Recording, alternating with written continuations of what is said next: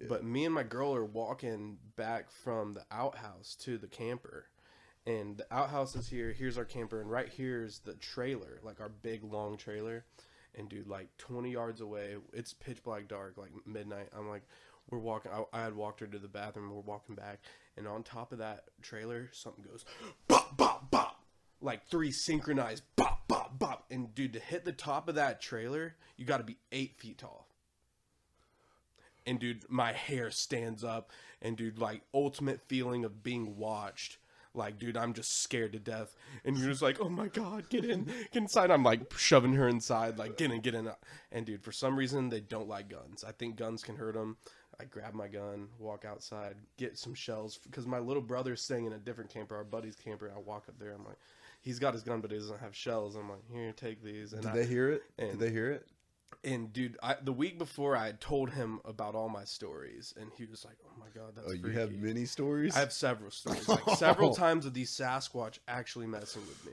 Okay. And, dude, so I hand him the shells, and he's just like, oh, my God. And takes them, goes back to bed, and he wakes up the next morning. I didn't say anything about the 3 taps. He's like, Joshua, something, and to be able to do this, it has to be 10 feet tall. He goes, Joshua, something came up to my camper, and on the top of it went bop, bop, bop 3 times. 3, like, synchronized bop, bop, bop. And I didn't even tell him about what happened to us, the 3 hits. I'm like, yeah, the exact same thing happened to us, basically. Without me telling him that. He said that, and I was like, yeah, one was in our camp last night. Dude.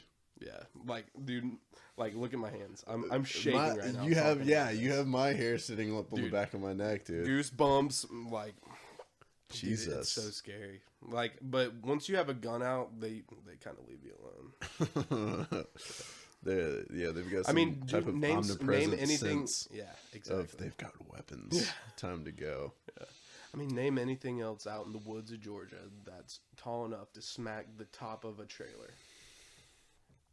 How tall would a bear be? A brown bear, right? I mean, we don't have brown bears in Georgia. I've never seen a black bear down there. And even then, a standing tall black bear, I don't imagine being more than like 6, 7 feet. Like, maybe a little longer, you know. But, so there were no limbs close by to the top of the camper. And to be able to hit my little brother's top of his camper. Same like, thing. It's covered by a big tin roof. Yeah. So nothing was falling on the actual camper, but the slabs were on the actual camper. Oh, so there was a tin roof above the camper. So he was hitting the actual camper. But it was hitting the actual camper. So like nothing could have fallen from the trees to hit the top of the camper. Do you believe in ghosts? Oh yeah, I've had a lot. So you believe in ghosts? My house was so haunted growing up, man. Really? So haunted. What? Oh yeah, bad haunted. Like, all right, so you door grew up slamming, footsteps. Where did you grow up? Marietta, Georgia, on Civil War battlegrounds. Oh my God! On Civil War battlegrounds.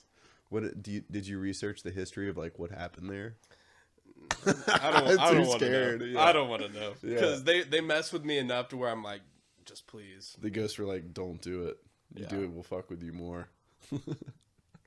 Pretty much. Okay, so doors would slam. All right, so you think it was? I mean, it's unexplainable, right? Absolutely unexplainable. Your imagination wants to run. Yeah. Your imagination wants to just go wild and crazy and just extrapolate on anything it could possibly be. But yeah, a Yeti makes sense, or a Sasquatch makes sense. Only thing that makes sense. Other than what? A flying unicorn? Like, nothing else makes human sense to me. It made a huge metal crashing on the top of your camper too. Like a slap of a hand, dude. Jesus. Bop, bop, bop. God 3 damn. synchronized slaps, like the exact same length apart. Like just that's nothing. terrifying. Nothing could replicate that, except another human that's on stilts. So did you guys try to go to sleep right after that happened? Like what? Like It took a little bit to fall asleep that night. Okay, yeah, a couple hours. Yeah. Who fell asleep first? You or Yuna? Probably me, because I mean I've had more experience with them. And the shotgun was closer to you. Yeah. And They've never done anything to me, and honestly, man, if they were gonna do something to me, even with a gun, I'd probably have no chance. Hey, yeah, 10-foot tall hairy creature that outclasses me. Yeah. What kind of shells did you give your brother? Did you give him the shotgun shells and you had the rifle shells in yours? Yeah, yeah. I had just a pistol, honestly. He had a rifle. So, okay. Yeah. What kind of pistol? 38 special. Okay. Hollow points. Oh, you'd have taken him out. Hollow points. Hopefully. Yeah. I mean, I don't know what kind of damage a bullet's gonna do to a Sasquatch. Maybe he's got like 3 hearts, and you have to shoot all 3 of them. Maybe I'd be going for the head. For a big, giant, 10-foot tall, hairy creature coming at me. 6-shooter. 6-shooter. Yeah. I hope I get lucky. Yeah, that's risky. I hope I get lucky. But you're probably going to be close, and he's probably going to be running right at you and not dodging anything. Yeah. So you can probably handle that. Maybe. Although that's what people say with bears, and then they miss bears, and then it's the Revenant. You got to take your time because you get like 1, maybe 2 shots. Yeah. So that's terrifying. It's freaky. Another time this year, the other time I had an experience is I was in the very back of my property, like a mile back. Mm-hmm. And is this in Marietta? No, this was down there, Southwest Georgia, near Reynolds again this year. Is this your hunting camp? Yeah. This is that? Okay. Hunting land. Yeah, we got like 1,500 acres leased of swamps and pine tree farms. And dude, I'm in the very back of our property, and 10 minutes before dark, I knew it was going to happen because everything just went silent. And right before dark, like all the birds are alive, they're going to bed, calling at each other, and I mean, it's nothing. And man, it got eerie. And I pulled out my phone and it just died out of nowhere. I get down, I'm like, all right, whatever. Go to put on my flashlight, dead. Now about a mile walk in the sketchiest woods, no flashlight, and I'm sprinting out of there. Like, wait, I'm running. You're running. You're running away to get out of the woods because I know they're there. You know they're there. I knew. And I get to this swamp bottom, Drew, and something took a tree this big around and went as I'm passing by, and I'm watching this giant tree. What? No wind, dead quiet. Other than that, and when that happened, I just went stop, and complete silence of the woods. You just said stop. Yeah, as soon as I said that, just dead silence in the woods. Not a cricket. And I got out of there, man. I was like, I don't know about all this, no.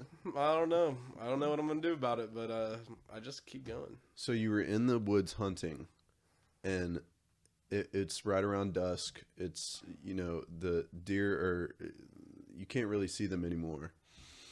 And you're walking out of the woods, and you see this tree, like you're running. You to get out. Because you look at your phone goes blank. You feel silence. And you begin to run because you know something is wrong, and you know where you're going to.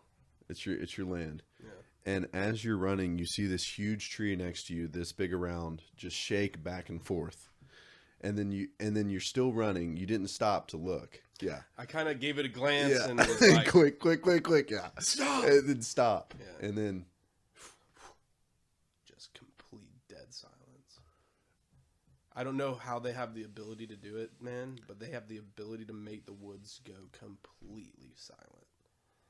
Oh my God. I tell people all the time, if you're ever in the woods and you don't feel right about it, if it's dead quiet, leave. Just don't. You can go to the woods any other day. If you're out there on a day when it doesn't feel right, go with your gut. Even if it's not a Sasquatch, go with your, like something's telling you wrong, it's go with your gut. Like, man, a limb might fall on you. Like something's telling you to stay out of the woods, do it. Yeah. Like every time. It like reminds me of like an eclipse. Like when I saw a solar eclipse in South Carolina, and basically in the woods, except we're all partying and shit, and everything goes silent. All the birds of the day go completely silent, and then all the crickets of night start to, in at 2:30 p.m. But that was a completely surreal feeling right there. And then, but there's this space. There's this little bit of time in between the crickets start chirping and the birds going silent, that this extremely eerie feeling of just, I'm not in control. Yeah. It's like being on the top of a mountain and not understanding how to get down, kind of thing. Like how nature can kind of humble you in that way.